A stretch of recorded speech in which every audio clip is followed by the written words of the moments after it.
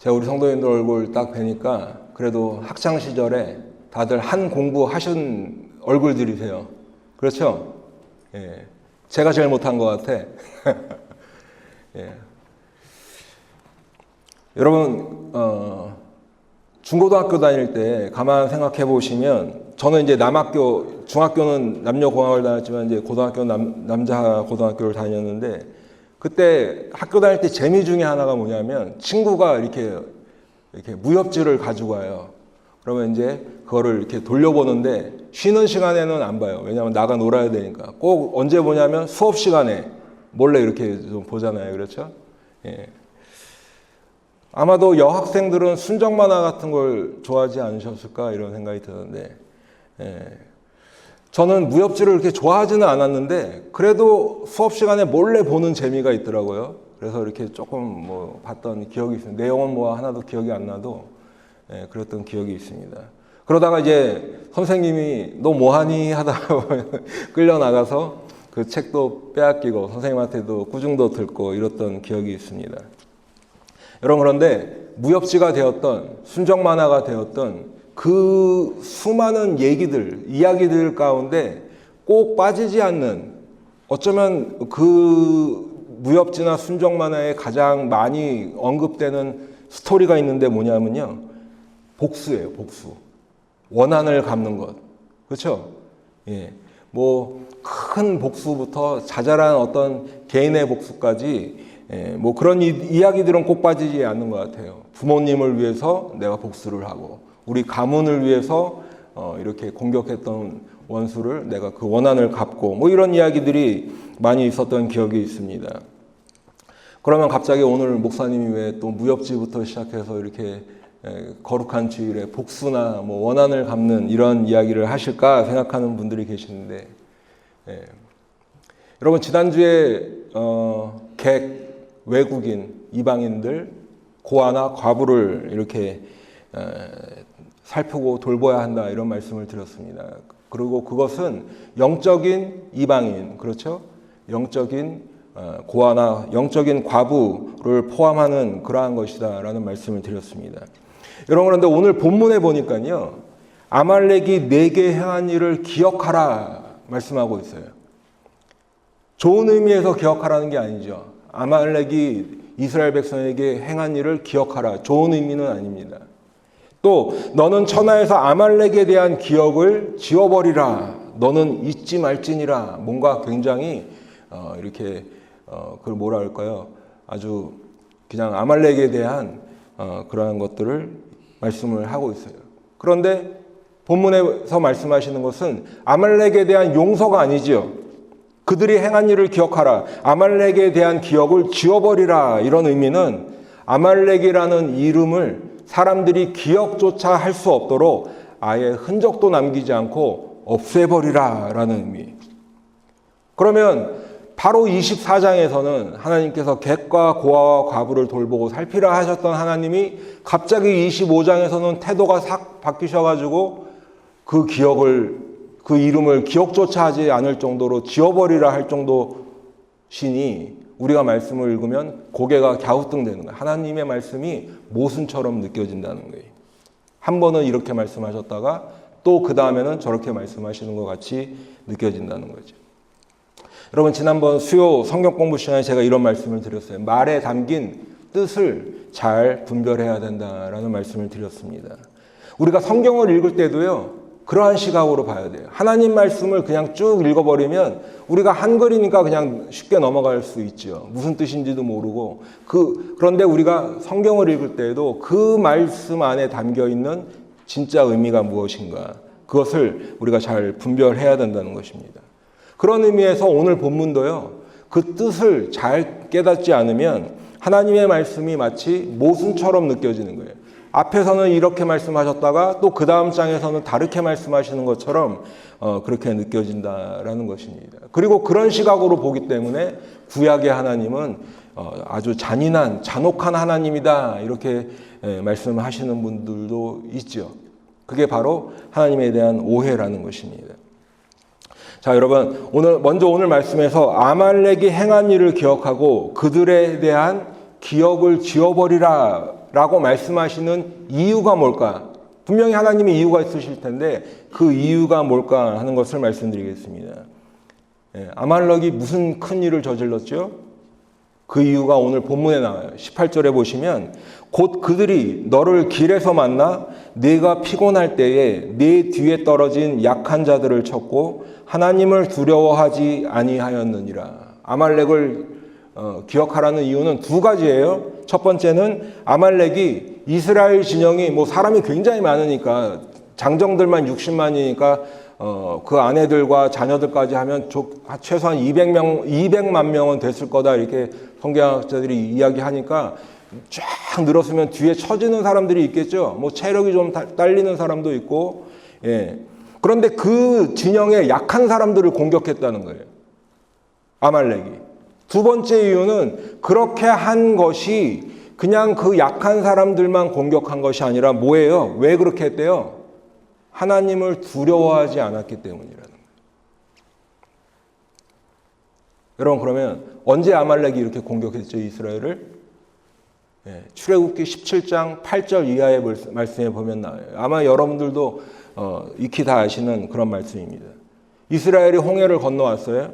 이제 광야를 이렇게 들어가려고 이렇게 막 하는 그 시점에 아주 초기죠. 홍해를 건넌 지 며칠 안 되었을 때, 얼마 안 되었을 때 아말렉이 이스라엘과 싸움을 벌입니다.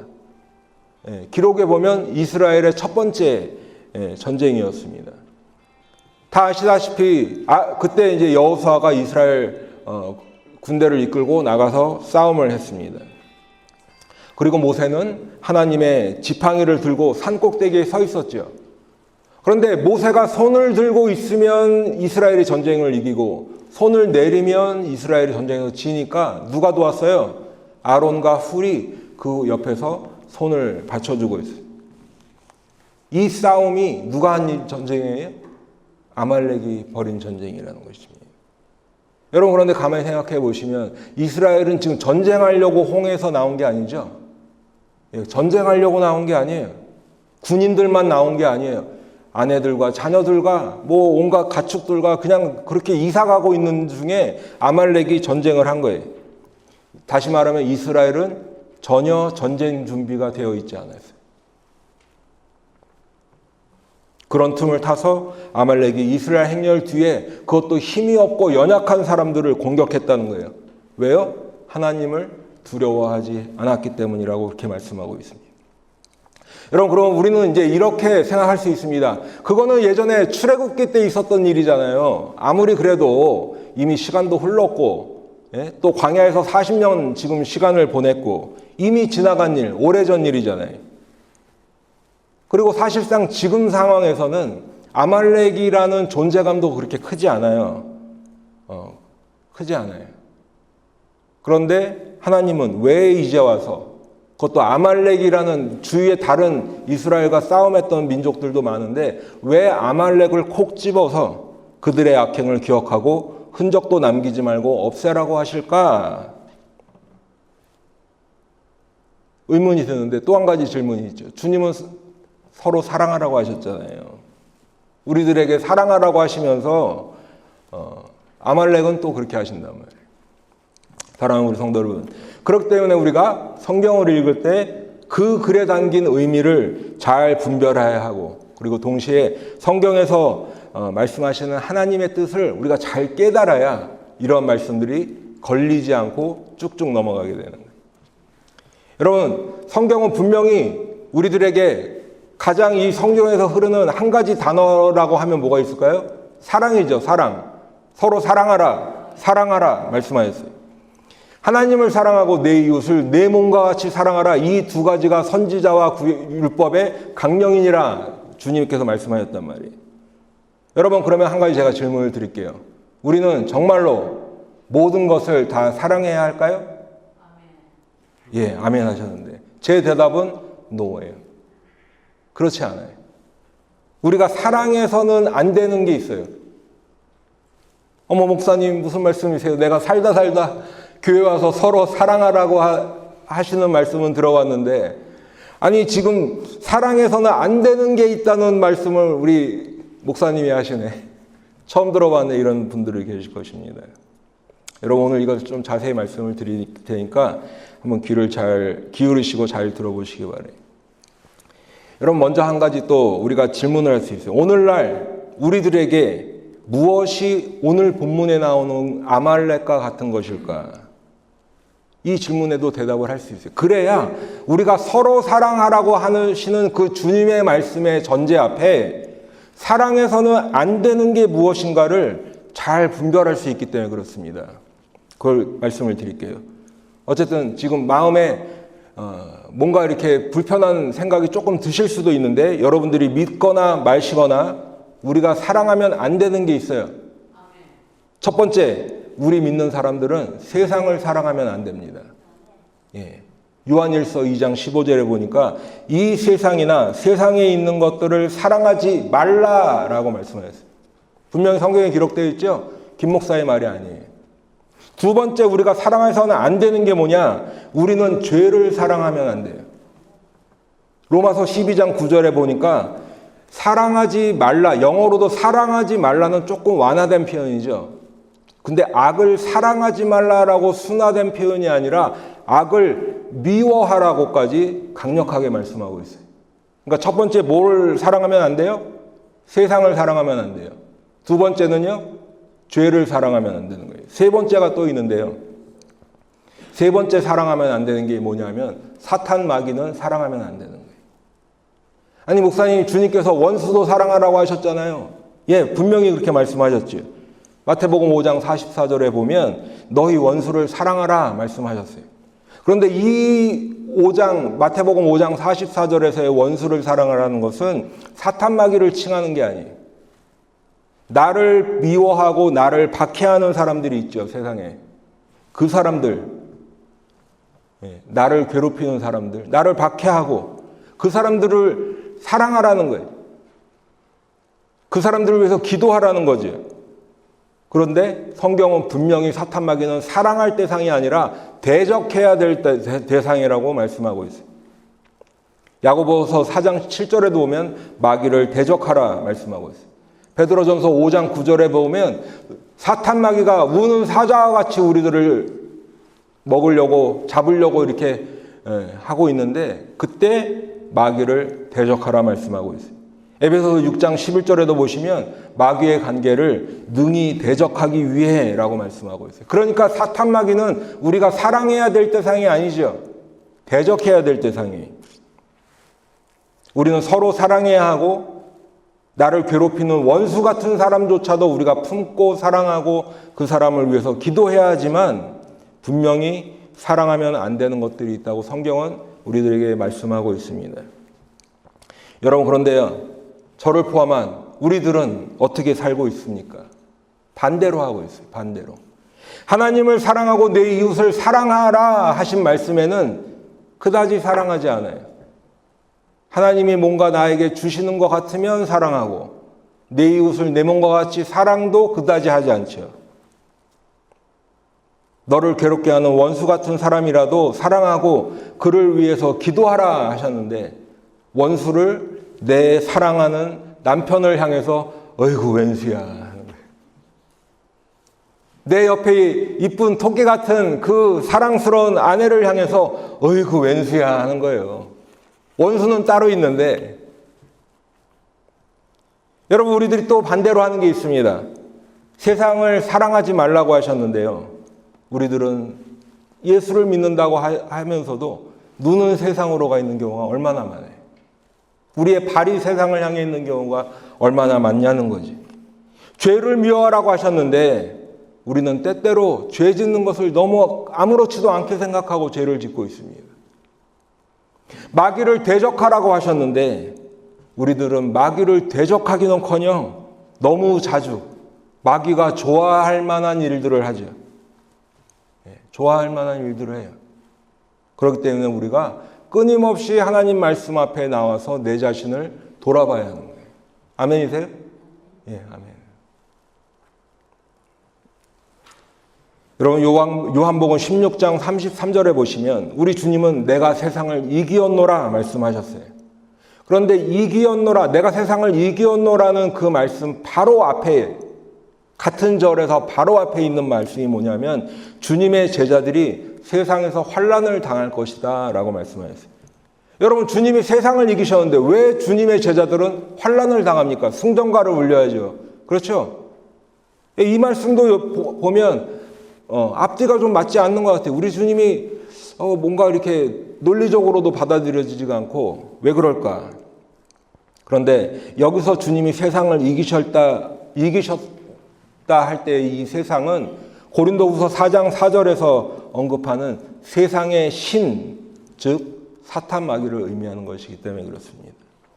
여러분, 고린도후서 4장 4절에는 이 세상의 신, 사탄 마귀가 믿지 않는 사람들의 마음을 혼미하게 하여 그들에게 그리스도의 영광의 복음의 빛이 비치지 못하게 한다고 말씀하고 있어요. 예, 주님께서 세상을 이긴다고 말씀하셨지만 그것이 곧 세상의 신, 사탄 마귀를 의미한다는 거예요. 그런데 요한일서 3장 8절에 보시면 하나님의 아들이 나타난 것은 마귀의 일을 멸하러 하심이다 라고 말씀하고 있어요. 여러분, 마귀의 일을 멸한다. 무슨 의미일까요? 두 가지 의미가 있습니다. 하나는요, 사탄 마귀가 우리들을 위협하는, 사탄 마귀가 우리를 위협할 때 가장 강력하게 쓰는 무기가 뭐예요? 죽음이에요, 죽음. 그래서 그걸 다른 말로는 사망 권세라고 하죠. 너희들 죽을 거야. 사탄 마귀가 항상 우리에게 그것으로 위협을 해요. 또 다른 하나, 사탄 마귀를 멸하신다. 마귀의 일을 멸하신다는 두 번째 말은 말 그대로 사탄 마귀를 멸하시는 거예요. 벌 주시는 거예요, 하나님께서. 심판하시는 거예요. 그렇기 때문에 요한계시록 20장 10절 제일 마지막에 우리 하나님께서 어떻게 하시느냐, 그들을 미혹하는 마귀가 불과 유황못에 던져진다 했어요. 지금은 사람들을 미혹하고 다니는 세상의 신처럼 다닐지 몰라도 결국은 하나님이 사탄 마귀뿐만 아니라 모든 악인들을 심판하신다는 것이 성경의 선언이에요. 여러분, 그러니까 정리를 해서 말씀을 드리면 우리 주님은 사탄 마귀를 이기셨습니다. 아멘? 예, 그걸 믿으셔야 돼요. 사탄 마귀는요, 예수님을 죽이면, 이 땅에 오신 하나님의 아들을 죽이면 자기가 이 세상의 임금이 될 것이라고 착각하고 있었어요. 그래서 예수님께서 십자가에서 돌아가실 때 패션 오브 크라이스트 영화에도 보면 딱 이렇게 아주 야비한 그런 웃음을 웃고 있잖아요. 자기가 승리했다고 착각했어요. 하지만 우리 주님은 죽음에 머물러 계시지 않았습니다. 그 무덤에 계속 누워 계시지 않았어요. 그 무덤에 안식일 첫날 찾아갔을 때 여기 계시지 않고 살아나셨느니라. 사망에 머물러 계신 게 아니에요. 사망 권세를 이기셨어요. 사탄이 죽음의 위협으로 위협했지만 우리 주님은 사망에 머물러 계시지 않았어요. 부활하심으로 말미암아서 사탄 마귀를 멸하신 것입니다. 그리고 그 승리를 이루신 주님이심을 꼭 믿으시기 바라요. 여러분, 우리 주님께서 그렇게 사탄 마귀를 멸하시고 세상을 이기셨기 때문에 그분을 믿는 우리들도요, 그 승리를 함께 누리는 거예요. 그러니까 우리가 주님의 승리를 온전히 누릴 때가 언제일까요? 바로 부활할 때예요. 죽음이 우리의 패배가 아니고 죽음이 우리의 끝이 아니고 죽음 이후에 있는 부활의 삶이 주님께서 주시는 승리이신 줄로 믿으시기 바랍니다. 그것을 이 땅에서부터 바라봐야 돼요. 아유, 인생 뭐 있어, 그냥 죽으면 끝이지. 여러분, 절대 아니에요. 성경은 그것을 절대 말하고 있지 않아요. 그것은 사탄 마귀가 우리에게 속이는 말로 하는 거예요. 죽으면 끝이 아니에요. 죽음 이후에 있는 부활의 생명을 바라보시는 믿음의 성도들 되시기를 축복합니다. 그 승리를 우리 주님이 우리에게 주시는 거예요. 여러분, 그런데 누가복음 18장 1절 이하의 이 말씀에 보면 우리 잘 아는 말씀이 있죠. 불의한 재판장과 그 과부의 이야기가 있어요. 여러분, 그런데 불의한 재판장 앞에 나가서 그 과부가 호소한다는 거죠. 그런데 이 이야기를 시작하시면서 우리 주님이 1절에 보시면 뭐라고 하시냐면 그 비유를 항상 기도하고 낙심하지 말아야 할 비유를 말씀하세요. 그러면서 불의한 재판장과 이 과부의 이야기를 들려주신다는 거죠. 항상 기도하고 낙심하지 말아야 된다. 그래서 그 과부가 불의한 재판장이라도 가서 요청하죠. 자기의 원한을 갚아달라고, 풀어달라고 요청해. 계속 가서 요청을 해도 안 들어주니까 이 불의한 재판장이지만 아우 저 사람이 와서 계속 나를 괴롭게 하니 그냥 할 수 없이 들어줘야겠다. 그러면서 불의한 재판장이라도 그렇게 가서 그 원한을 풀어달라고 할 때 들어주는데 하물며 하나님은 어떠시겠어요? 공의로우신 하나님은 그것을 당연히 풀어주시겠죠. 그렇기 때문에 결론적으로 그 말씀의 7절에 보시면 하나님께서 그 밤낮 부르짖는 택하신 자들의 원한을 풀어주시지 아니하겠느냐 말씀하는 거예요. 이어지는 8절에도 보면 내가 너희에게 이르노니 속히 그 원한을 풀어주시리라. 여러분 이 말씀도 가만히 보면요. 원한이라는 단어가 나오는데 그 원한을 가지고 있는 사람에게 용서하라 말씀하지 않으세요? 우리가 성경에 그동안 있는 그 말의 어떤 의미상으로 보면 원한을 가지고 있어도 너에게 그렇게 큰 아픔과 이런 것을 준 사람을 용서하라는 말이 타당하죠. 그런데 그렇게 말씀하지 않으시고 성경은 하나님이 그 원한을 풀어주실 거야 라고 말씀하고 있어요. 이 말씀도요, 서로 사랑하라고 하신 말씀과 어울리지 않아 보여요. 그렇죠? 그러면 이제 우리가 이 말씀에서도 한번 생각을 해봐야 됩니다. 원한을 풀어주는 것. 그것이 도대체 기도하고 낙심하지 말아야 될 이유와 어떤 관계가 있길래 오늘 이 재판장과 불의한 재판장과 과부의 이야기에서 주님은 그 두 가지를 다 말씀하고 계시는 걸까? 여러분 이 이야기에서 이 지금 불의한 재판장의 이야기에서 원한이라고 하는 것은 내 개인의 어떤 원수를 갖고 나를 그냥 매일 괴롭히는 그 사람을 억울함을 풀어주는 그런 수준의 원한이 아닌 것을 기억하시기 바랍니다. 지금 여기서 말하는 원한이라는 것은 뭐냐면 주님께서 택하신 자들이 있죠. 우리 성도들이 있어요. 주님을 따르는 제자들이 있습니다. 그런데 그러한 사람들이라도 세상에서 만사 형통한 게 아니잖아요. 어려움이 있어요. 고난을 받아요. 고통이 있어요.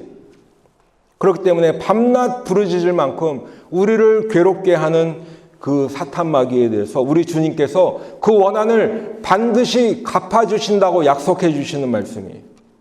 여러분 다시 생각해 보세요. 예수 믿는 것 때문에 고통받지요. 예전에는 한국에서 더 했어요. 교회 간다고 시어머니한테 두들겨 맞고 아버지한테 두들겨 맞고 예수 믿는다고 집안에서 쫓겨나고 그뿐만 아니라 세상에서 한국에서 또 직장생활 하다 보면 예수 믿는 사람이 술 한잔 할 수 있지 뭘 그래. 그러다가 안 하면 위에 상사한테 밉보이고 회사 잘리고 저런 한직으로 밀려나고 주일날 하루 놀 수도 있지 예수 믿는 자기만 예수 믿어 하면서 조롱하고 그렇죠? 주일날 예배 가야 돼 그러면 그런 말들을 우리 수도 없이 들어봤잖아요.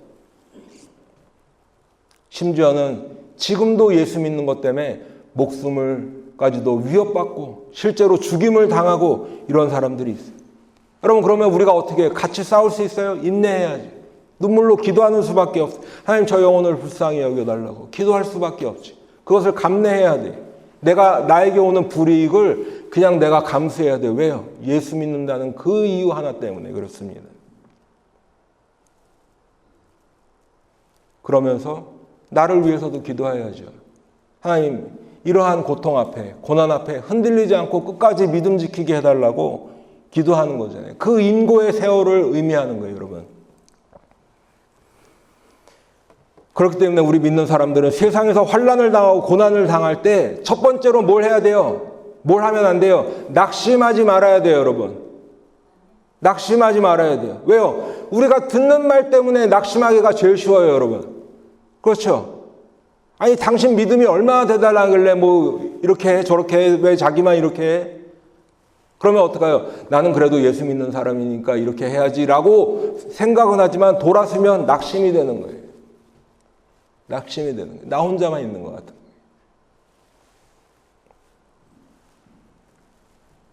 그렇기 때문에 우리는 나의 믿음을 지켜달라고, 그리고 내가 결단도 하고 주님 앞에 기도하며 이렇게 나아가는 거지. 여러분, 내가 아무리 마음을 다 잡아도 나의 힘으로 되지 않아요. 나의 힘으로만 되지 않아요. 그렇기 때문에 우리들은 하나님의 말씀으로 전신갑주를 입어야 하는 것입니다.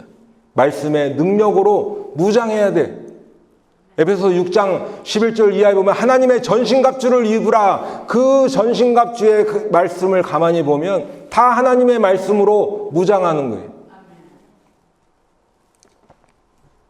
여러분, 내 능력으로만 되지 않기 때문에 우리는 날마다 무릎 꿇고 기도하는 거예요. 주님께서 이루신 그 승리를 나에게도 주시옵소서. 나도 그 승리의 삶을 살게 해 주시옵소서. 내 능력이 아니라 성령의 능력으로 충만하게 해달라고 기도해야 되는 거지. 여러분, 그리고 우리는 믿음으로 바라봐야 돼. 세상을 바라보는 것이 아니라 우리들이 믿음으로 바라봐야 될 것이 있는데, 마지막 날 우리 주님께서 세상 모든 죄악들과 악인들과 그들을 미혹하는 사탄 마귀를 멸하시고 불과 유황이 있는 그 지옥 심판을 하실 것이다. 믿음으로 기다려야 되는 거예요. 여러분, 복수는요, 내가 하는 게 아니에요. 하나님의 심판날에 하나님이 하실 것입니다. 여러분, 원하는 내가 갚는 게 아니에요. 내가 칼 갈고 옛날에 그 무협지에 나와 그렇게 하는 게 아니에요. 마지막 날 마귀를 멸하실 때 우리 주님이 갚아주시는 거예요. 이게 믿음이라고 우리 주님이 말씀하셨습니다. 여러분, 그런데요, 안타깝게도 실상은 어때요? 내가 크리스찬이라고 하면서도요, 그래도 뭐라도 하나 복수라도 해야지 이 직성이 풀리는 사람들이 있어요. 내가 성도라고 하는데도 원하는 그래도 내가 갚아야 되지 하는 사람이 훨씬 더 많아요. 안타까웠지만 그게 현실이에요. 그렇기 때문에 그 불의한 재판장과 과부의 비유에서 맨 마지막에 우리 주님이 뭐라고 말씀하시느냐? 그러나 인자가 올 때에 세상에서 믿음을 보겠느냐 하는 거예요. 하나님께 그 원한 갚아주심을 맡기지 않고 낙심하고 항상 기도하지 않고 뭘 해요? 내가 해야 직성이 풀리는 거예요. 그러면 주님께서 그 사람의 원한도 갚아주겠지만 나에게 뭐라고 책망하실까요? 너 믿음이 없어. 아들아, 너 믿음이 없어, 딸아. 그거 네 믿음이 아니야. 네가 하는 거는.